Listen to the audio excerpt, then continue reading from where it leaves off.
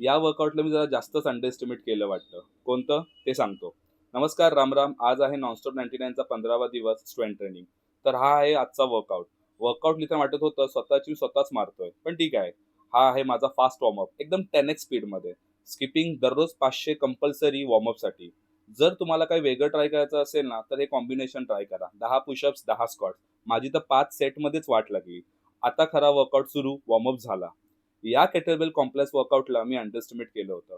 Kettlebell workout strength ट्रेनिंगसाठी एकदम best आहेत. जर तुम्हाला खरंच तुमची स्ट्रेंथ किंवा तुमची लायकी समजायची असेल ना, तर केटलबेल वर्कआउट नक्की ट्राय करा. मग हे बॅटल रोपचे 3 सेट मारले 1-1 मिनिटाचे. फुल बायसेप भरून निघाले. मग स्लेड पुश पुलने 50 केजीचे 5 राउंड मारले आणि एंडला सगळ्यांचा नावडता वर्कआउट बर्पीज. पण माझ्यातले किडे बघा, जंप करत-करत बर्पीज करतोय. नुसता धूर निघत होता. सो आता वाजले रात्रीचे 12 आणि मी आलो आहे रनिंगसाठी. आज खूपच लेट झाला वर्कआउट्स आणि रुटीन संपवायला. पण तरी पण नो एक्सक्यूज. रन 3 किलोमीटर मी करणार आहे. So let's start the warm up. च्या मायला आवाजच रेकॉर्ड नाही झाला वाटतं. तर मला हे बोलायचं होतं, की झाली रनिंग 3 किलोमीटर.